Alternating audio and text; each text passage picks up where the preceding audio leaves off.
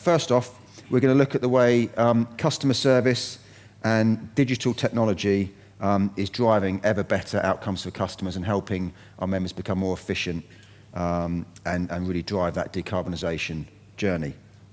But before I do that, I'm just going to give you a few headlines from our Outlook report which really set the scene very well, I think. So we asked people about their digital IT budget, and 55% of you, despite the economic conditions we heard about, said they were going to be spending more next year. On the subject of reducing costs, 26% of our respondents said that the spending on IT and digital was going to be the best way of cutting costs next year. And then in terms of priorities for that IT investment, 67% were looking to invest in technology that's going to support that customer-facing or that digital front-end side of things. In terms of where you're looking to introduce, this gives you a bit more detail really in terms of where that spend is going. So customer service and digital, telematics, across the board really, significant amount of investment going in.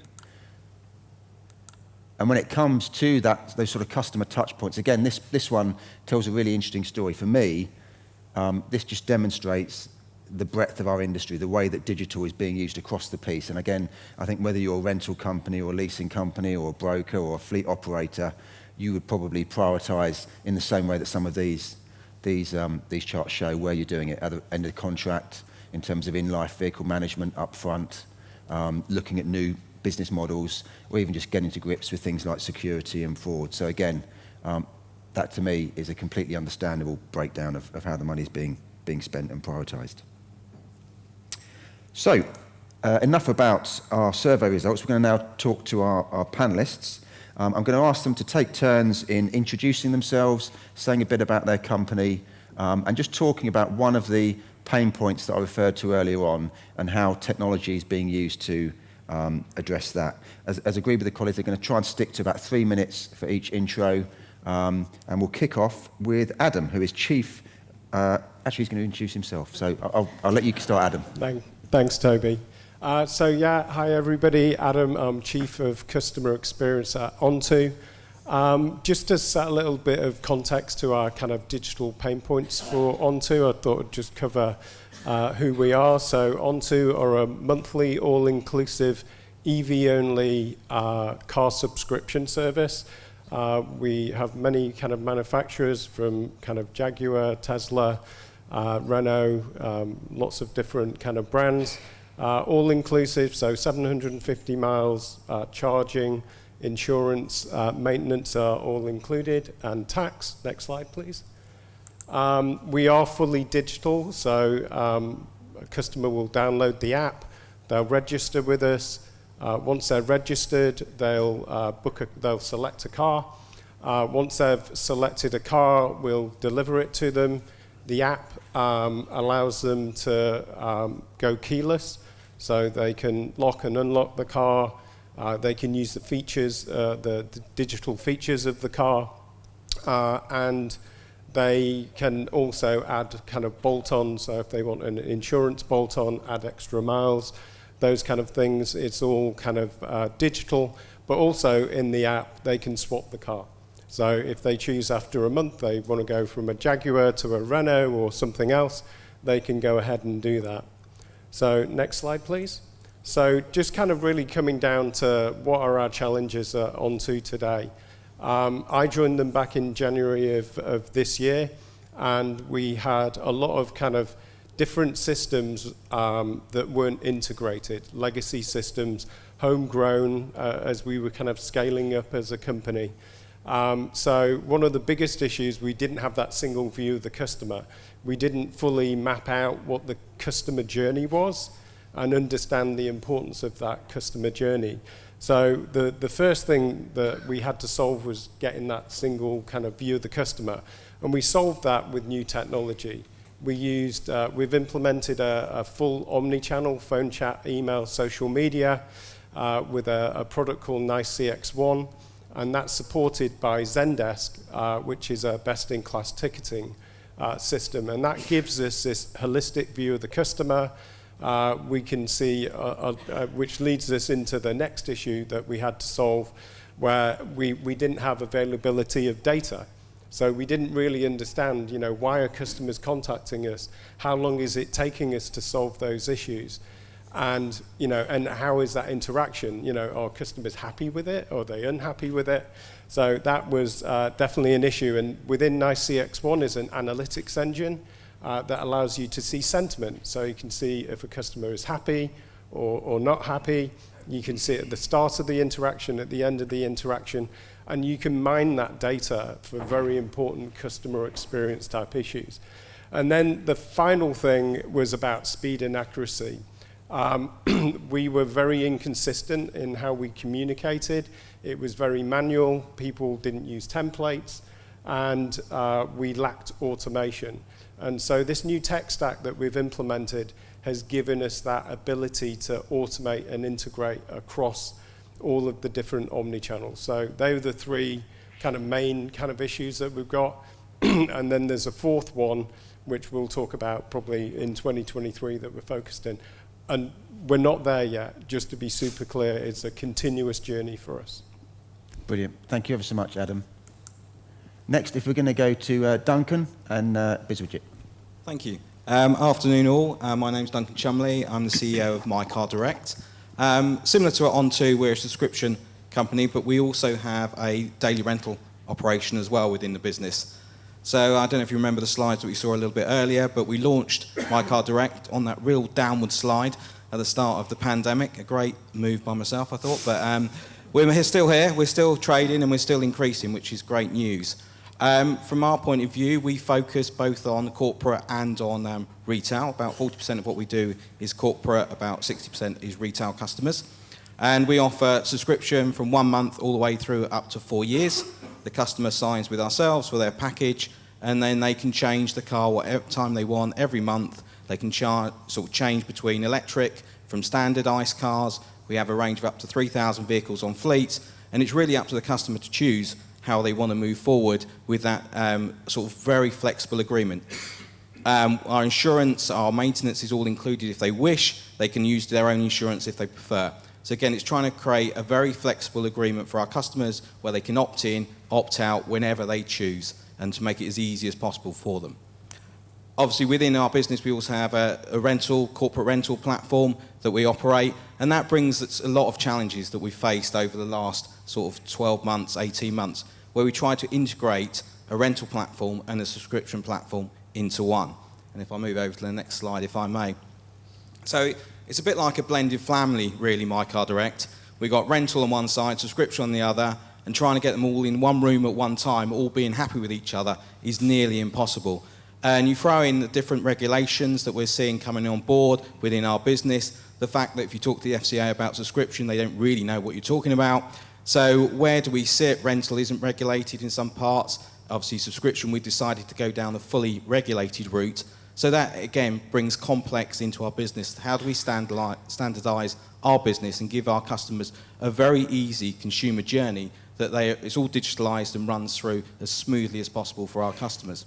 So I think, it has been a really, really big challenge for us to try and put some of these components together. And when I started and when we started to put the systems together, we had 9 different systems all doing each other's jobs and all trying to talk to each other and all failing at that point. So we've worked hard with a number of new suppliers, a number of new technical experts out there, and we're slowly trying to put this together and to integrate systems to actually make our journey as digitalised as possible for our consumers. And feedback that we're getting, especially on the subscription side, but also within rental as well, that the smoother we can make that journey, the fact that it is all online for us. So if you're a subscription customer, you start your journey online, you go through your ID check online. In reality, you never actually have to talk to anyone if you don't want to. And at the end of the journey, you could have a £100,000 car sat on your drive. From our perspective, obviously, we've got to risk manage that all throughout that journey to make sure that customer is who they say they are, they can afford the car and aren't going to bend it, and I'm lost with £100,000 worth of rubbish, so to speak, at the end of it. So from our point, we've had to integrate a lot of systems to achieve that. And we continue on that journey, actually, to try and get to this ultimate goal, that whether you're a retail customer, consumer customer, when you go online, and 60% of our customers go online via mobile, they can actually complete their whole journey They can come out the other side, and more importantly, and obviously with Consumer Duty around the corner as well, they can continue that journey as easy as possible online, exiting, entering as and when they want, knowing all their costs, everything transparent up front, and making it as clear as possible for them, so they understand what they're entering into, what they need to do to exit, how they can return the car, and it's really complex from that aspect. So, I mean, from technological perspective, some of the systems are out there are brilliant, and we've integrated those together. And we've also worked with a number of global companies because we have clients from all over the world, clients from Australia, clients from the UAE, that are coming into the UK for 3 or 4 months, hopping out again, coming back in again. And that brings challenges around credit checks, affordability checks, but there are systems out there that can achieve those goals. So the positive news is you can go out and create a platform that's global that allows you to check the customers completely online and create a very seamless journey for them. Thank you. Biswajit. Hi, just checking. Thank you, Duncan and Adam, for sharing those, because I think that brings us nicely to talk about Coastr. We basically solve all of those problems through technology. To introduce Coastr a little bit, so we are what we call as a shared mobility ecosystem platform. The idea behind the ecosystem is a fleet operator, a mobility operator, has to have multiple services and has to consume several technologies.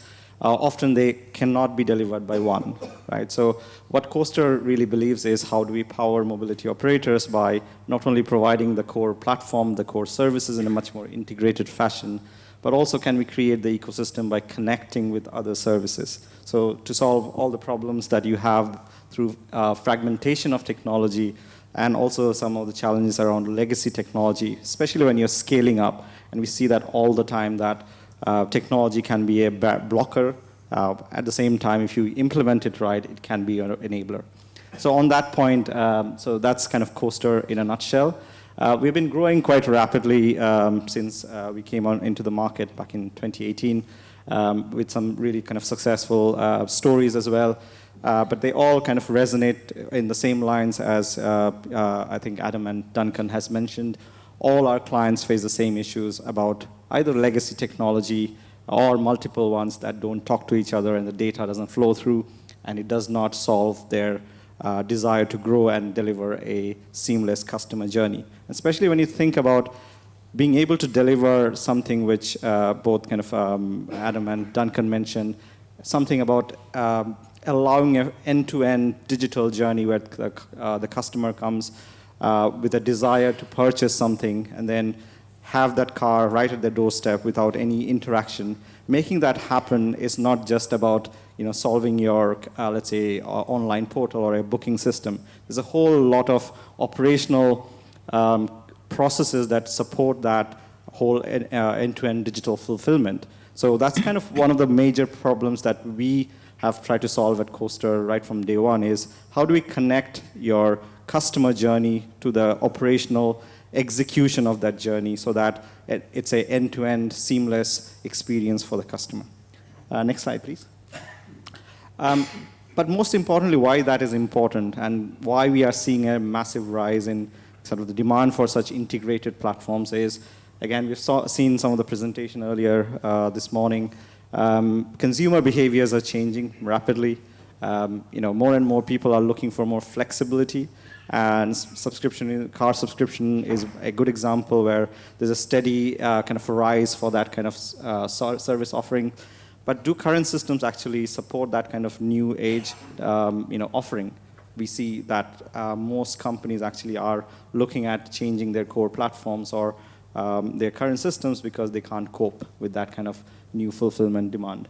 The other aspect which we also see globally are things around, obviously, supply constraint.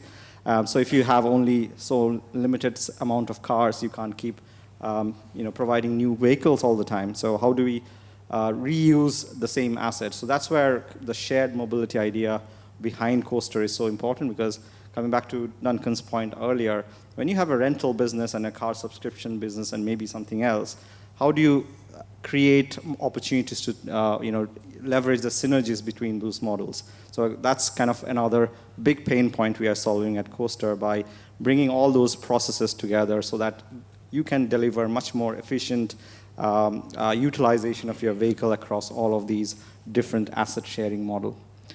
Moving to the last one very quickly. So just to summarize quickly about kind of the Coastr platform itself, what we bring is what we call as a full stack technology, so starting from end customer facing solution, which are mobile and utilizing mobile and app technologies.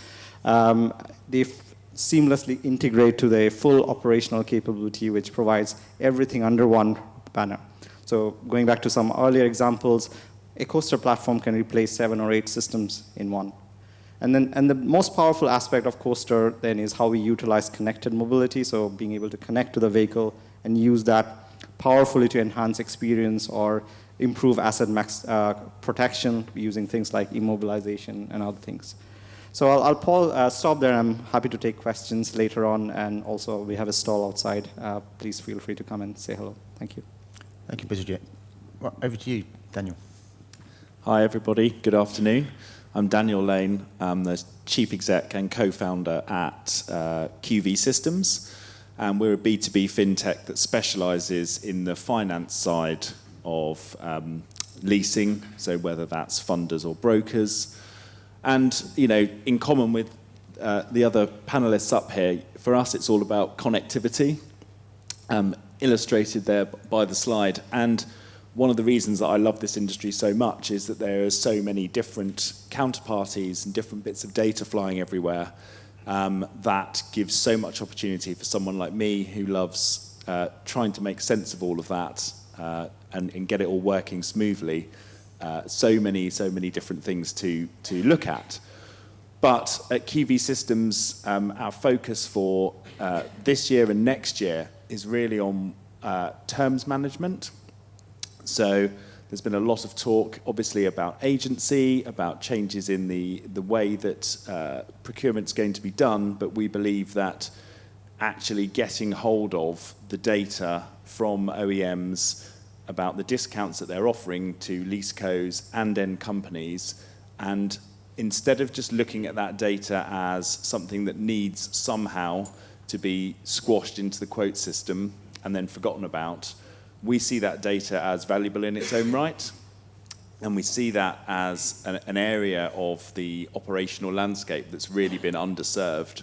So there are teams up and down the country trying to deal with this data, whether it's PDFs, whether it's CSVs, whether it's emails that are coming in, and they've basically got no tools to do it with. I've worked in this industry for almost 20 years, and it's always been a real problem. People have been growing their own solutions, managing it on spreadsheets, and so on and so forth forever.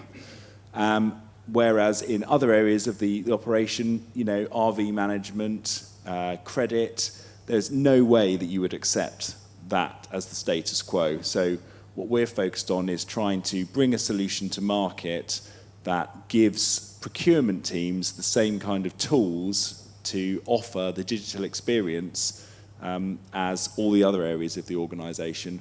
And what that means in the context of our discussion today is, being able to show customers their terms online, being able to put that into the customer portal, being able to tell your account managers when a new set of terms has gone live, has been loaded, when it's going to expire, giving them visibility of it and stopping all of the the human glue that holds all of those processes together at the moment.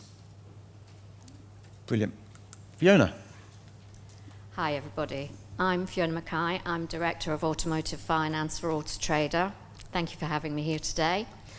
Hopefully, you'll all have heard of Auto Trader in some capacity.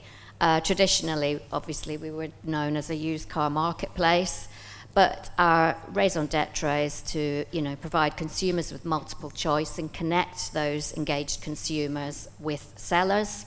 And sellers can be retailers, leasecos, rental companies, entrepreneurs, all sorts of different organizations.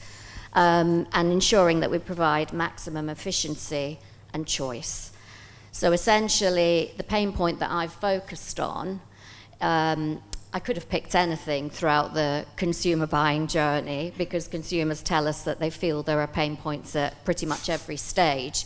But the one I've chosen to focus on today is around funding. So choosing a vehicle and then finding out what funding you might be eligible for, having clear explanation of what the different types of funding may be, whether it's, you know, a lease product, an ownership product, a subscription product, etc. And then making sure that you have an easy way and transparent way, if you like, to find out what you're eligible for, to avoid any sort of embarrassment when you eventually go through to the final provider. And obviously consumers want to have that in real time. And when we speak to our sellers, they give us the same sort of feedback in reverse.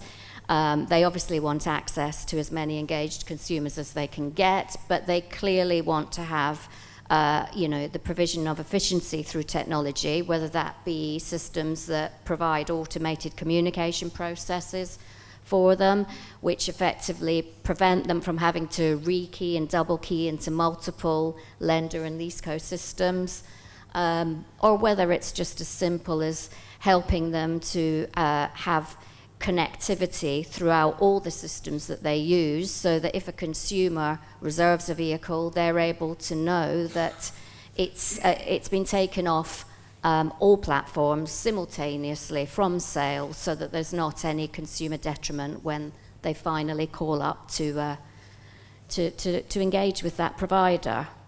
Sorry, next slide, Toby. I'm trying to make up some of the time that the boys have overgone earlier in the day, because I can see Toby twitching over there with the timing. But essentially, in a nutshell, this slide is just showing you the different components that we've been building over the years. And effectively, from my point of view, the most important part that we've been doing is effectively sending pipes, if you like, or connecting the pipes between the various providers that retailers and leasecos work with, whether that be funders, whether that be manufacturers, whether that may be website providers, technology providers, so that essentially we provide a level playing field for all to be able to address consumers quickly, transparently and easily, and take as much efficiency savings as possible. Brilliant. Thank you ever so much, Fiona. So I've got a couple of questions I want to ask, but then please have a think about any questions you would like to throw to our fantastic panel as well. First one I've got, and this is mainly based on the fact that I know, and we're delighted to have a lot of SME members here today. So they obviously probably haven't got a head of digital or a stats master, stats guru. Have you got any advice for that sort of organisation that maybe is sort of determined to embrace digital approach to dealing with customers, and is probably also thinking about, crikey, I bet these people are expensive and I wouldn't know where to begin to find them. Anyone like to chip in there about how you start doing that? Duncan? Well, I suppose I can say from being a startup and obviously trying to putting in maybe an expert in that world and seeing some of the salaries that they're commanding in today's environment, it has been a complete challenge, and I resolved it by I took on a graduate out of university who was very, very keen to wanting to come into a startup and really using the power of Google. We've just moved over to GA4. I don't know if anyone of you start looking at GA4 or use GA4 in your business, but it's incredibly powerful. Once you go through Duncan, Google Analytics. Google, the new platform. So for those of you who use Google for your business, obviously Google Analytics is moving over to GA4. It will be compulsory as of July next year. So if you haven't moved, you might consider moving over now, because they're turning off the old GA, and it's quite a complex move. So we've moved over the last month, we've opened a new website, and it's taken about a month of hard work and sweat and working long hours and working with a company abroad to achieve it. It's not quite as easy as it seems when you go on Google's transformation website. But the stats that you can get about your customer's journey, where they drop off, where they're coming into the website, what the route of entry is it coming from like a newspaper ad, is it coming from a click-through ad, to actually all through every stage of the sales funnel is incredibly powerful to information for you to use to generate and develop your business. And we'd be lucky enough. I mean, I think there's a lot of young graduates out there that are looking for opportunities, and I think if you can find the right person that wants to get on board and wants to learn, they're a great resource to bring into your business rather than going to paying £100,000 a year for someone with that expertise. And the great news is there's so much information online that if they're willing to learn and develop, they can develop themselves very, very effectively. Thanks, Duncan. Anyone else want to come in on that? For me, coming from a kind of corporate background, I would say that it's difference between shallow digitalisation and deep digitalisation. So it's pretty easy nowadays to, go and find someone, pay them $100,000, they'll build you an app, and then you can layer that on top of all your legacy systems, and it looks like you've got a digital journey. But if you're really going to do it, I think you have to go the other way up. So you have to start with what are the data points that are important to you and your customers? Do you have all of those accessible, and can you surface them in the right UI and CX for your customers to give them the value that they need, and for your business to understand how it's interacting with its customers? So for me, I would always advise people to spend the time doing that thought work at the beginning and getting all of their data accessible, correct, timely, up to date, before you start to build a lovely shiny app for your customers. Yeah, I'd completely agree with that. But just to talk about particularly the sort of recruitment points of view, I mean, we have similar challenges. So it's throughout the industry. And we try and look at it in different ways. So we provide a lot of our tech and dev resource with, non-work related guilds, communities, etc., that they can support with up to 20% of their time, so that if they want to get involved with things outside of their day-to-day, they've got the ability to do that very, very easily. And that definitely provides us with a bit more stickiness with respect to retaining people that we might not otherwise have been able to retain. It's definitely much more than just what they do in their 9 to 5 these days. And flexibility is the same that we've all said, providing them the ability to get involved with multiple projects and not just be restricted to one piece of tech at any one point in time. We swarm onto problems as they arise and allow them to then get, experience across multiple different areas of the business that they might not otherwise be able to do. So it's more than just the money is kind of what I would definitely say. And if people know why they're there and what they're there to deliver, do you know what? That can be really motivating. And if there's a common goal that they're all behind, again, that can be really powerful. Brilliant. Adam? Yeah, just very briefly, I mean, being at a startup, I came from a corporate background as well, kind of FedEx and Amazon, where you had a whole slew of people doing different jobs. A startup, you wear many hats.